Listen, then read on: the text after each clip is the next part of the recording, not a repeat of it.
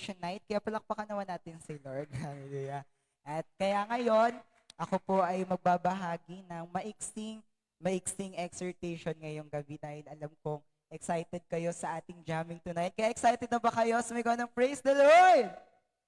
Ay, parang hindi naman excited. Yung isa pa, praise the Lord! Yan, dapat excited tayo, di ba? Yan, kaya ngayon, ang ating team ay taking ground together. Nakinuha po yan sa Romans 16, 1 to 27. At bago po ako mag-start sa aking i-share po sa bawat isa, ay samahan niyo po muna akong manalangin sa ating Panginoon. Kaya, Lord, marami pong salamat sa gabing ito. Minsan pa ako'y lumalapit, Panginoon, sa gabing ito. Ano man ang aking i-share, Panginoon, sa bawat isa na nandito, Panginoon, ay tumimo ito, Panginoon, sa puso't isip ng bawat isa sa amin. In Jesus' name, Amen. Kaya ngayon, ang gusto ko pong i-share sa bawat isa, ang title ay Higher Ground. Yan, alam ko, parang mensahe na siya dati. Yan, higher ground. Amen? Yan, kaya bakit po ba tayo isa sa mga reasons kung bakit ba tayo take ground together, amen, ay ayun yung dahilan para mapunta tayo dun sa mas pina-level up pa na bagay, amen, or mapunta tayo sa higher ground na bagay, amen, kung taon-taon, dumarating yung mga taon, amen, nilalagay tayo sa new level ng pananampalataya natin sa atin ng Panginoong Jesus, amen, nasa higher ground tayo ngayon, next year, mas higher pa yung ibibigay sa atin na ating Panginoong Jesus. Amen? Kaya, how to be on a higher ground? Kaya bawat taon ay meron tayong kanya-kanyang blessings and promises na tatanggap mula sa Panginoon. Amen? Kaya sino ba dito yung taon-taon merong promise and blessing na nare-receive kay Lord? Amen? Lahat tayo meron. Amen? Kaya, sa mga oras na to, amen, gusto ng Panginoon na yung blessing and yung promise na nais niya ibigay sa atin, amen, di man ngayon, di man bukas, o baka next year, amen, sa mga susunod na buwan, ay dalhin niya tayo sa higher ground na bagay. Amen. Kaya paano nga ba natin ma-achieve yung promise na gustong ibigay at ihatid sa atin ng Panginoon? Amen. Gusto kong ibahagi sa bawat isa kung paano nga ba, amen, mapunta sa higher ground. Amen. Na nais ibigay sa atin ni Lord. Kaya sabi mo sa katabi mo, paano nga ba? Yan, paano nga ba? Paano nga ba? Yan. Kaya number 1, so dito mahaba. Live wisely to be on a higher ground. Amen. Kailangan maging matalino tayo. Sabi dito sa Ephesians 5:15 NLT version, so be careful how you live. Don't live like fools, but like those who are wise. Kailangan matalino tayo sa lahat ng bagay. Sino dito yung matalino? Taas yung kamay. Taas mo yung kamay mo, huwag kang mahiya. Ay, parang di sila matalino. Dapat matalino tayo. Amen. Hindi tayo mangbang, hindi tayo bobo. Kaya sino dito yung mga matatalino? Taas yung kamay. Maging proud ka na wise ka. Amen. Hindi pwede yung tatanga-tanga. Amen. Bawal yan. Yan, hindi pwede yung walang alam sa sarili. Kailangan meron tayong pinag-aaralan. Dapat meron tayong natututunan. Amen. Meron tayong ine-explore sa buhay natin. Kailangan maging matalino tayo lalo na higit sa gawain ng Panginoon. Kaya kung gusto mo mapunta, amen, sa higher ground, kailangan maging matalino tayo. Amen. Kaya, lahat ng mga opportunity na mayroon ka, wag mo yan gamitin. Amen. Wag natin gamitin yan sa mga evil days. Amen. Sa mga masasamang bagay. Amen. Amen. Wag tayong mag-act. Amen. Na parang wala tayong alam. Amen. Kailangan nauunawaan natin lahat. Amen. Lalo na higit. Amen. Lalo na higit kung ano yung gustong ibigay sa atin ng ating Panginoong Jesus. Amen. Imbis na mag-shot puno ka, di ba? Uminom ka ng alak. Amen? Dapat, amen, wag nating sirain yung buhay natin. Kailangan yung buhay natin filled yan, amen, ng Holy Spirit, ng banal ng Spirito ng Panginoong Jesus. Amen? Umawit ka ng mga psalms and hymns sa Panginoong Jesus. yung mga spiritual songs. Amen. Umawi tayo niyan sa ating Panginoon. Simpleng bagay man, pero required siyang gawin. Amen. Kaya, at lagi tayong magpasalamat sa ating Panginoong Hesus. Kaya kailangan maging matalino tayo. Amen. Maging matalino tayo. Amen. Sa pag-aaral, sa trabaho mo, dapat alam mo kung ano yung mga kinukuha mo. Alam mo kung ano yung ang pinapasok mo. Amen. Makakasama ba sa'yo yan or makakabuti? Amen. Kailangan maging matalino tayo lalo na higit sa gawain ng Panginoong Hesus. Amen. Share natin yung Word of God. Lagi na natin yung naririnig. Amen. Share the gospel. Amen. Mag-house church tayo, mag-establish tayo, mag-take tayo ng ground. Amen. At mag-stand tayo. Amen. At matutunan natin yung values, amen, and learnings, amen, yung value natin bilang isang mga born-again Christian, amen. Mamuhay tayo sa kabanalan, maging holy tayo katulad ng ating Panginoong Jesus, amen. At maging matalino tayo dahil ayun yung character, amen, ng ating Panginoong Jesus. Number 2 is use your opportunity wisely to be on higher ground. Amen. Lahat tayo, meron tayong opportunity. Amen. Lahat tayo ay may mga potentials na dapat pang i-unlock, mga abilities na dapat kumawala sa buhay natin. Amen. Kaya lahat tayo, meron tayong opportunity. Kung yan na yon, amen, kung sa tingin mo enough na yung opportunity na ginagamit mo sa Panginoong Jesus, hindi pa yan enough, amen. Kailangan nating magpasikot-sikot, kailangan nating mag-explore, amen. Kailangan nating lumakad sa pananampalataya dahil doon natin makikita yung mga opportunity na hindi natin inakala nung una, pero nandiyan na pala siya. Amen. Dumating na pala siya. Amen. Kaya ako, yan, di ko talaga alam yung mga gagawin ko sa buhay. Amen. Nung bata ako, pangarap kong maging teacher. Yan, gusto ko talagang maging teacher. Yan. Pero pinaunawa sa akin ni Lord. Yan. Marunong pala akong mag-edit. Marunong pala akong mag-video-video. Ganyan. Kaya ngayong nag-college na ako, yan, kumuha ako ng course na film. Yan, and isa yon sa mga ititik kong course hanggat sa makatapos ako ng pag-aaral. And bukod doon, amen, madami kasi akong natututunan sa buhay ko. Kaya nung nag-a-apply ako ng college, 2 university kasi yung in-applyan ko noon. Yung isa hindi na natuloy. Yan, which is yung DLSU main. Yan, ang in-applyan ko dong course is entrepreneurship. Amen. Bukod kasi sa pag-edit ng mga pictures and videos, gusto ko rin magkaroon ng knowledge about business talaga. And kaya nag-apply ako sa De La Salle University Main for entrepreneurship and hindi ko na tinuloy yung pag-application ko kasi nag-apply ako deadline na mismong araw na and kalagitnaan pa nun nasa nangangaroling tayo.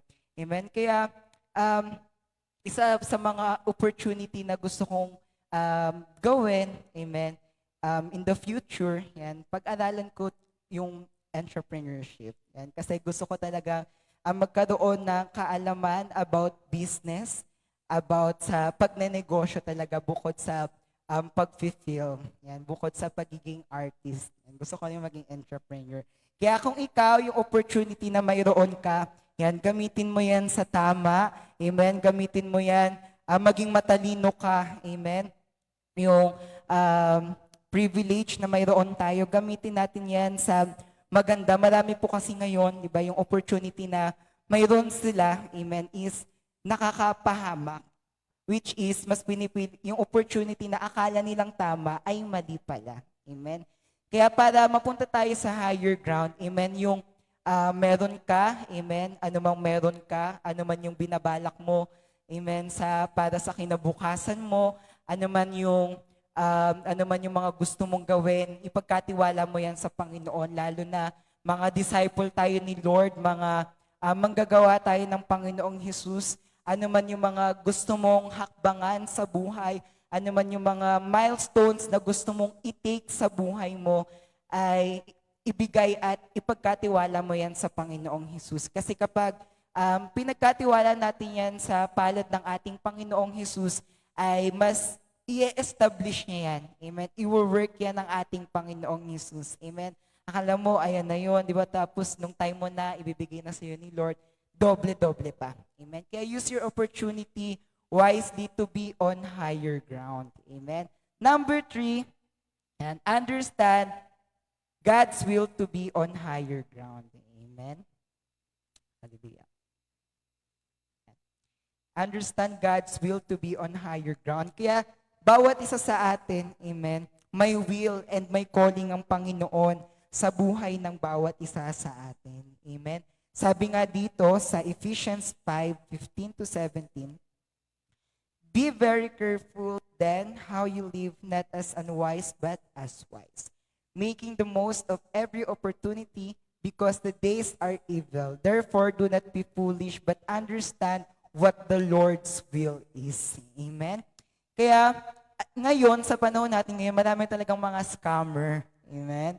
Ano yung scammer na yon? Amen? Hindi yung tao. Amen? Nandyan yung kaaway. Amen? Ayun yung greatest scammer natin sa buhay, distraction. Ipapadamdam niya, ibubulong niya talaga sa'yo na parang ito na yon. Pero nung sinubukan mo na, hindi pala ito yon. Amen? Kaya ano ba dapat yung sundin? Amen, ng totoo nga yung sinasabi na mapandaya, amen, yung puso. Amen, kapag naririnig natin, diba, kung ano yung gusto ng puso ko, sinunod ko na lang. Diba? Hindi yung totoo. Amen, baka iba yung sinusunod ng puso mo. Amen, pero hindi yan totoo, guys. Amen, kundi alam nyo kung ano yung dapat nating sundin. Sabi nga dito, maunawaan natin kung ano yung will ng Panginoon para sa atin. Amen? Kaya kung si Lord nangungusap siya sa iyo ngayon, amen, mga nakaraang araw, kinoconvict ka ng Panginoong Hesus, sundin mo yan. Amen? Sundin mo kung ano yung gustong will ng Lord sa buhay mo kasi maganda yung magiging outcome niyan. Amen? Hindi ka dadalhin yan para ipahamak ka. Amen? May promise ang Lord sa buhay natin. Amen? At gusto ng Panginoon yung will niya sa atin, amen, yung calling niya sa atin, ma-establish yan in the future. Dadating yung araw na pamilya ka, magkakapamilya tayo, amen. Sabi nga ni Pastor Neil, hindi ka magkakaroon ng asawa, hindi ka magkakaroon ng anak para lang may makasama ka sa kung ano lang, kundi magkakapamilya ka kasi gusto mo, amen, na may makatulong ka sa ministry pag nagpastor ka. Amen?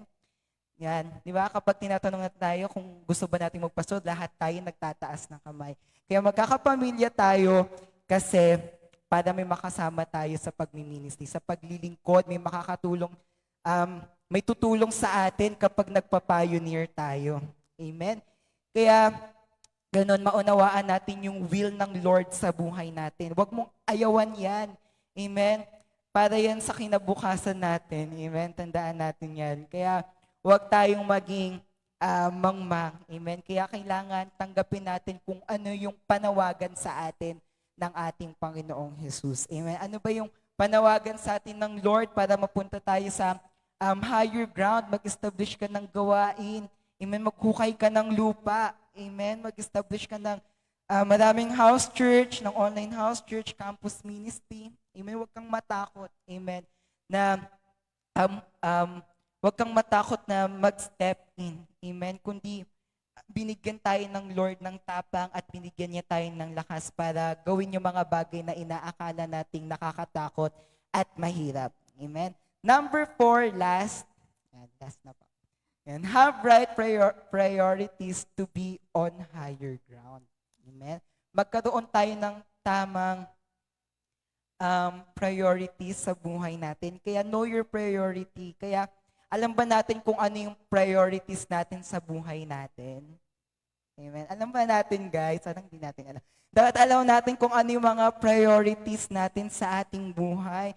Kung iniisip mo ang priority mo ngayon, di ba? Goal mo ngayon, magka-jowa. Di ba? Hindi pa yan. Hindi pa yan. Huwag mo munang isipin yan. Amen? Ako, iniisip ko, pag magkakaroon ako ng love life sa buhay ko, kailangan, madami na akong pera. Alam mo yun? May pera na ako. Alam nga naman, di ba, magde-date ka dyan lang sa tusok-tusok sa Jollibee. Parang ang cheap naman nun, di ba? Kailangan may pera tayo, kailangan matalino tayo. Amen. Pagpapasok tayo sa relationship, dapat ginagamitan natin ng utak. Amen. At puso. Hindi yung basta, eto, di ba, pwede ba manligaw? Hindi ganon. Kailangan alam natin kung ano ba yung pinapasok natin. Amen. Baka nga wala kang pambili ng toothpick, baka inaasa mo pa yan sa magulang mo. Amen? Kaya, ayan, pass muna sa mga love life. Yan, para sa akin. Hindi ko pa siya iniisip ngayon. Amen? Yan, kaya wag muna talaga. Kaya, yan. Kaya alamin natin yung priorities natin sa buhay natin. Kaya ngayon, ako, ang priority ko talaga ngayon ay tapos ng pag-aaral, yan, maging cum laude. Yan, ayun yung ginugol ko ngayon. Nakasulat na yun sa prayer request ko. Yan, and makapag-open ng house church. Man, kasi matagal na rin talagang di na din ako nakakapag-house church. Kaya nung nalaman ko talaga na nagkaroon ako ng schedule ng yan, nakakakita ko na nagkaroon ako ng pasok ng Sunday. Kaya pinabago ko siya ulit, agad. Yan, nag-chat ako sa admissions. Yan, gawing Thursday or Friday. So, pumayag naman sila agad-agad. Yan. Yan. Kaya, iyon, and wala akong pasok ng Tuesday. Baka ito na yung pagkakataon.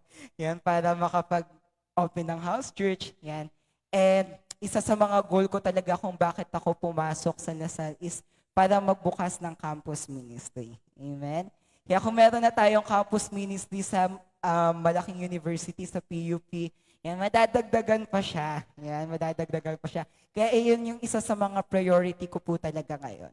Yan, kaya ano ba, amen, ano ba yung mga priority natin? Di ba, unahin natin si Lord, unahin natin yung kingdom ng Panginoon. Kaya ikaw, kung ano man yung mga kinumit mo sa gawain ng Panginoon, pledges, amen, ano pa man yan, ministry, unahin mo yan, amen. Daily devotion, amen. Yan, hindi lang tayo nagpipray para sa sarili natin, kundi manalangin tayo para sa family ng bawat isa. Amen. Manalangin tayo para sa mga taong nagsasakripisyo para sa gawain ng Panginoon, yung mga pastors natin, yung pamilya ng bawat isa. Amen. Yung bansa natin. Amen. Yung pangulo natin. Amen. Sila yung mga, isama natin sila sa prayer. Amen. Lalo na sa mga nangyayari ngayon. Kaya wag nating itigil yung daily devotion. Kaya quality family time. Amen. Isa to sa mga kailangan natin. Amen. Magkaroon tayo ng time sa family natin. Amen. Nakikipag-banding pa ba kayo sa pamilya nyo? Kinikis at hinahag nyo pa ba yung mama at papa ninyo? Amen. Kaya yan, mahalaga yan. Alam nyo po ba, tinuturo ko sa mga innovation kids kapag Sunday school na kayo, mga bata kayo, paggising nyo sa umaga, i-kiss at ihag nyo yung mga magulang nyo kasi ayan yung unang magpapamotivate sa kanila. Amen. At lagi nyong tandaan na mahal kayo ni Lord. Amen. Ayun isa sa mga reminder ko sa kanila bago kami mag-start. Yan, na mahal sila ni Lord. Amen. Para paglaki nila, amen, paglaki nila ay dala-dala nila yon. Amen. Pangalawa, hard work. Amen. Isa sa mga priorities natin. Kailangan mag-effort tayo sa buhay, kailangan maging hard work tayo na tao, lalo na sa ministry. Amen. At last is enjoy every day. Amen. We are born to slay, guys. Alam niyo ba yun? Minsan, wag din natin ine-expose yung sarili natin sa mga bagay na nakakalunod. Amen. Sa mga bagay na kung alam mo nang nakaka-pressure na yung ginagawa mo. Diba? Pangit din kasi kapag tuloy-tuloy yung ginagawa mo. Kaya, nung senior high ako, 7 to 4, 7 ng umaga hanggang 4 yung pasok namin ng hapon. Kaya kung gusto ko talaga umabsent, mag-cheat day, ginagawa ko talaga. Kasi nakakapagod talaga siya as in. Hindi ko siya kayang i-maintain na araw-araw talaga. Kaya minsan, ine-enjoy ko yung sarili ko. Yan, lalo na nung mga time na yun. Na-trauma talaga ako din yun sa School of St. Nakaramdam talaga ako ng trauma, lalo na sa teachers, sa mga students. Kaya may mga time talaga na ngayon bakasyon, nag-enjoy talaga ako. Yan, ang dami kong ginawa. Yan, gumawa ako ng GCash, ng PayPal, ang dami kong mga inaano-ano ngayon. At kaya enjoy natin yung buhay natin. Kaya kung gusto mong mag-ice cream, deserve mo mag-ice cream mamaya. Amen. Yung kinikrave mo, amen, deserve mo yan. Basta nag-tithes ka muna, nag-offering, nabigay mo na yung mga pledges mo. Amen. At after nun, diba, enjoy mo na, bili ka na ng mga damit mo. Amen. Enjoy natin yung buhay natin. Amen. Life is too short. Amen. Maikli lang ang buhay, kaya kailangan ini-enjoy natin yung buhay natin. Amen. Ini-enjoy natin yung bawat sandali, yung mga minuto at oras at araw na natitira sa atin. I-enjoy natin yan. Amen. Kaya yun lamang po ang nais kong i-share sa bawat isa. To God be all the glory po.